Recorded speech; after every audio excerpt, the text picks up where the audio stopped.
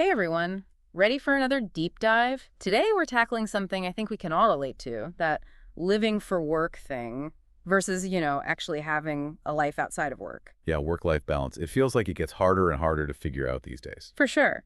And this time, our deep dive is inspired by this podcast I listened to called English in Real Life. It got me thinking about how work just seems to creep into every corner of our lives. It really is like we're always on now, Yeah. that old 9 to 5 workday. It's practically ancient history. Right. Like they were talking about one of the hosts, Emma, and her friend who can't even put the work phone down at dinner. And honestly, who hasn't been there? Maybe it's a laptop instead of a phone, but still. The technology is a big part of it. But I think it also makes us wonder, why are we so hooked in the first place? Totally. And it made me think about this story Emma told about working a brutal 12-hour customer service shift. She said it straight up. She felt like she was living for work instead of the other way around. It's such a powerful way to put it. Because it's not just about a long day, Mhm. right? It's like, what happens when work becomes your whole identity? And how do you even find that balance, especially now with the gig economy and everyone side hustling? Yeah. It's almost become this badge of honor, this hustle culture thing. Mm. But is that sustainable? Can we keep going like that without burning out? Especially if we're always on, does that mean we're never really present anywhere? That's the tough part. That pressure to always be doing something, never being able to switch off, that's how burnout happens. It goes way deeper than just feeling tired. So how do we break free from that? The English in Real Life podcast was all about setting boundaries, like not checking work emails after a certain time. But I don't know about you, but that's way easier said than done. Think of it this way. You wouldn't expect your phone to keep running without ever charging it, right? Our minds work the same way. We need that time to detach, even for a little bit. Then we can come back to work more focused and productive. It's like hitting the reset button. Yeah, that makes sense. They also talked about taking breaks during the day, which I've been trying to get better at. I always thought powering through was the way to go, but it turns out those little breaks can actually make you get more done. There's actually a lot of research on that. Taking breaks can refresh your brain and boost your focus. It's not about slacking off. It's about working smarter. Right, because the goal isn't just to survive work, it's to have a life. And that's where hobbies and things you do outside of work come in, which is something else they talked about in the podcast. They're so important. They're like the counterbalance to the intensity of work. Like one of the hosts, Jake, talked about going to the gym and reading, and Emma said she loves to cook. But it's deeper than just relaxing. It's like tapping into a different part of yourself. Right. For me, it's being outdoors. When I can go hiking, it's like my brain gets to breathe again. Exactly. It's those passions that nourish us in a different way. Mm. They remind us that we're more than just our job title or to-do list. And that brought up a really interesting question from the podcast that I'd love to hear your thoughts on. They said, if you love your job, you'll never work a day in your life. But is that really true? It's definitely a popular idea, Mm. but I think it's a little more complicated than that. It's true that when you're passionate about what you do, it can feel less like work and more like something you enjoy. Right, but they also pointed out that even dream jobs come with not-so-fun parts. Nobody loves every single task, right? Not every meeting or deadline is exciting. You're absolutely right. There are always going to be challenges, even if you generally love what you do. That's just part of working, no matter how much passion you have for it. So maybe the real goal is to find something you care about that also gives you the space to have a life outside of work. Now you're getting it. We have all these different sides to who we are. Work is part of that, but it's not the whole story. Okay, so we've talked about this always-on culture, setting boundaries, taking breaks, and finding things that give us energy outside of work. But is there more to this whole work-life balance thing? Definitely. And this is where it starts to get really interesting. It goes even deeper than that. It's about how we define success. Like, what does success even mean? Because a lot of times I think society pushes this idea that you have to be hustling all the time to be successful. It's like that hustle culture thing again, right? The idea that you're not doing enough unless you're always working, always side hustling, always striving for more. Yeah, exactly. It's like we've been told that our worth is tied to how much we produce, how busy we are, how many things we achieve. But that can be a one-way ticket to burnout, and honestly, it can leave you feeling kind of empty. It's like we're stuck on this treadmill that's not going anywhere, but if we stop running, if we get off, does that mean we failed? That's the tricky thing about these messages we hear. They make us question our choices, our own values. So first, we have to become aware of them, recognize these messages.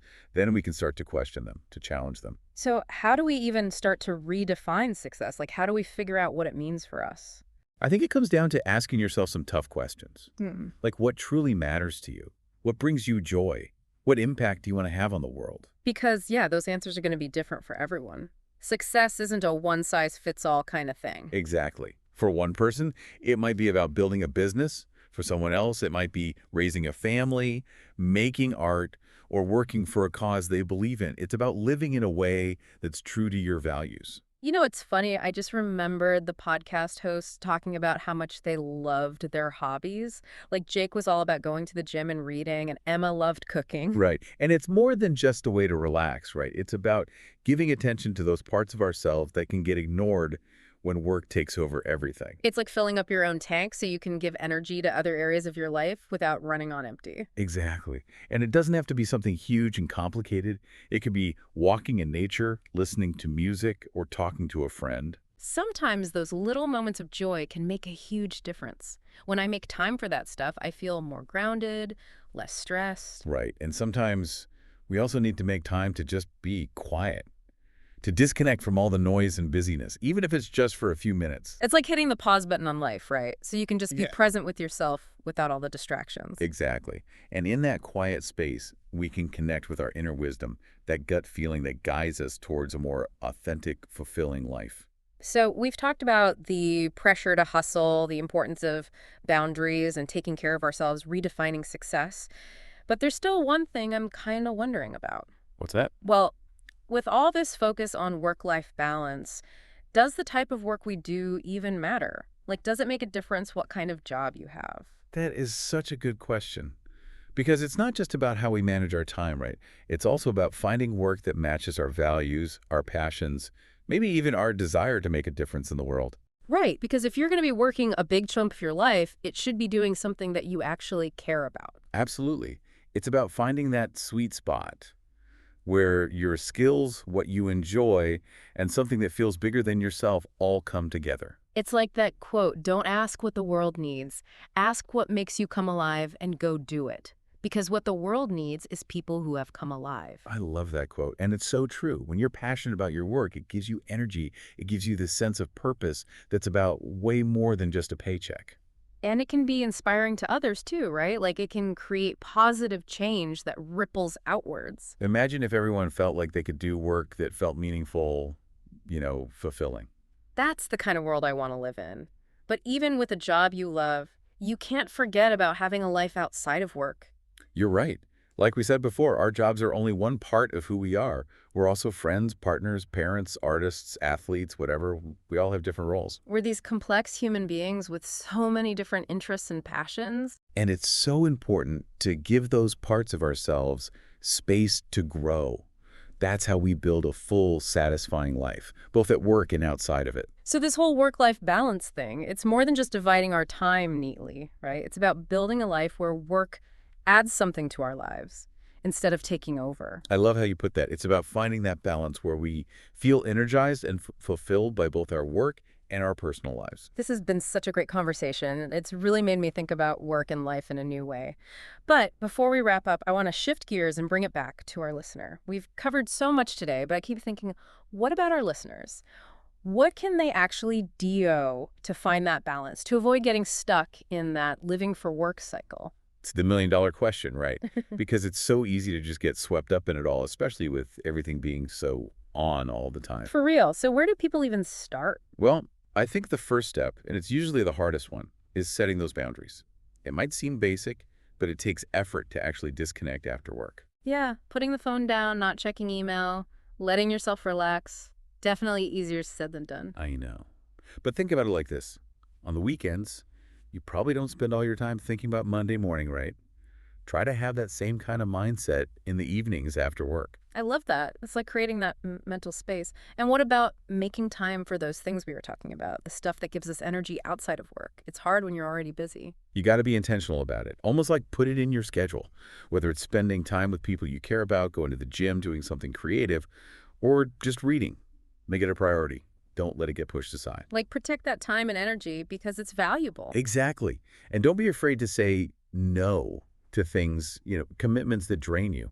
You can't give to others if you're running on empty, so fill your own cup first. And filling your cup, that reminds me of just basic self-care, like exercise, eating well, and getting enough sleep. Those things are huge. They're not just for your body, they affect your mind and how you feel emotionally, too. It's all connected, right? I've also been hearing a lot about mindfulness and meditation. Is that something you recommend? Oh, definitely. Taking even just a few minutes to be quiet, focus on your breathing, and be in the moment can help so much with stress and just feeling more clear-headed. There are even apps and guided meditations you can try if you're not sure where to start.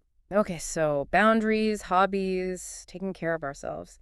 It seems like finding that work-life balance is something you got to keep working at, right? It is. It's not like you find it once and you're done. There will be times when work needs more attention. That's just how it goes.